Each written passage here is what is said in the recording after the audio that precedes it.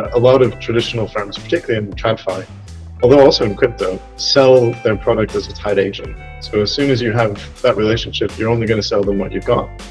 And I think people don't want that. They want choice and they want service.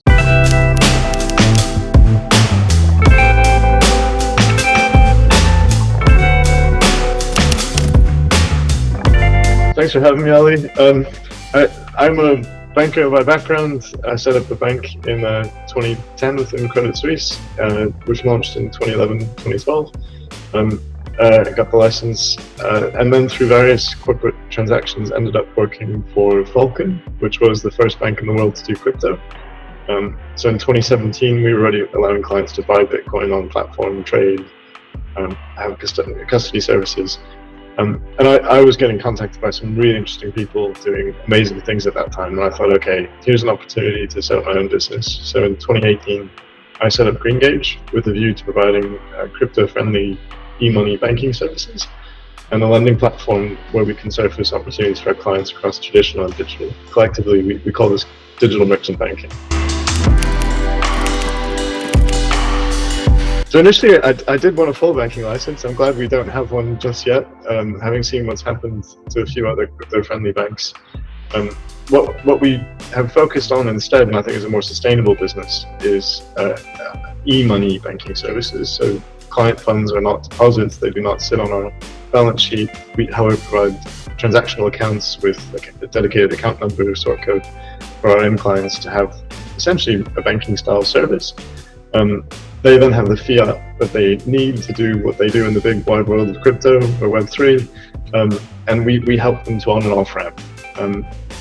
So we then have the lending. I mentioned this platform model, which allows us to surface opportunities for our clients for funding, but with partner balance sheets, so credit funds, family offices, even digitally native things. Crypto-backed lending, for example, is a product we've done a lot of over the years. We see three big problems in the space, and I think the bridge between TradFi and crypto Web3 is still quite a difficult one for a lot of people.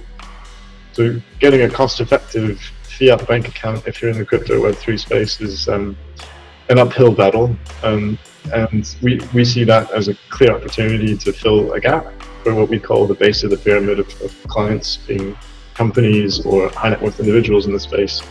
We charge an account fee, but it allows us to kind of sit on the same side of the table as a client. And once the client's on our deck, we have amazing testimonials. We're very grateful for our clients because we try to help them grow their businesses. So we work with them.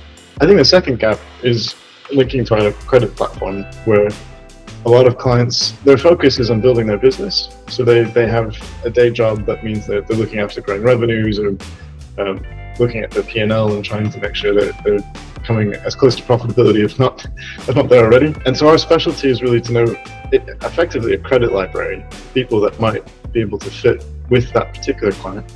And because we have the relationship and the transactional data, we can match make as best as we can to make sure they get the best deal for them. And for us, it's kind of, as long as it's clean, we will do it. But I'm ambivalent or agnostic if it's digital or traditional, whatever's in the best interest of the client. And the third gap we see is, I think, the wider Web3 story, where a lot of traditional firms, particularly in TradFi, although also in crypto, sell their product as a tied agent. So as soon as you have that relationship, you're only going to sell them what you've got.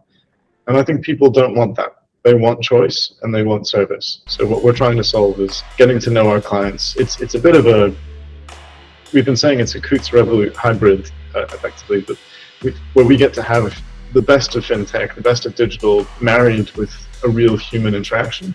So you take some of the pain away. Admittedly, there still is pain with account opening and all the kind of modern features of what you need to do to operate a regulated service. But by having a human connection, we think we add a little bit of personality and humanity to open up those doors and say, okay, we're not just pitching you, we're listening to you.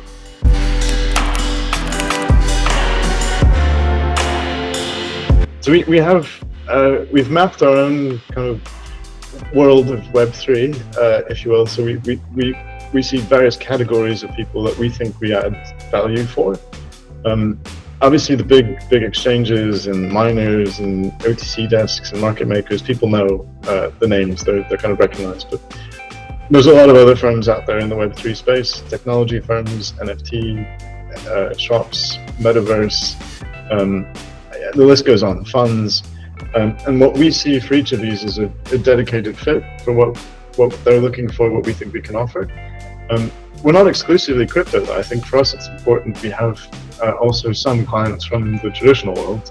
And so there we look after, for example, family offices, high net worth individuals, and also the likes of trust structures or foundations, where a lot of high street banks find it difficult, or even the challenger banks, if somebody is not tick box, so they don't have a standard application and they don't fit all the brief that an automated system is looking for.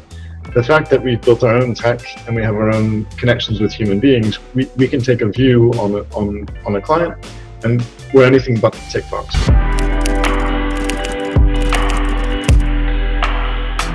The reason we want to solve the problem is, I mean, our whole view on helping clients is in their pain points effectively is our profit, or sustainable profit. So if we can add value and defang some of the day-to-day issues that a client faces and give them surety to grow their business, that's where we add value.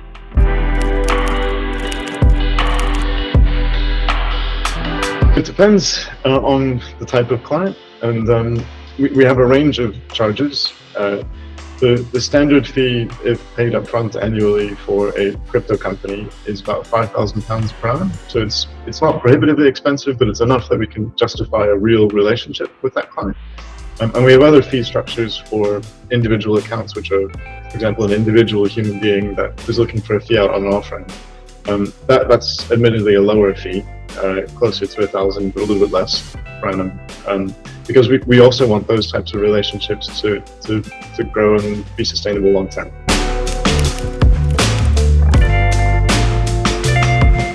Our onboarding is fully digital, so our website, www.greengage.co, has a sign-up link, or you can contact any of the team personally. We try to pitch ourselves as, again, human beings, so we're here if anybody wants to talk.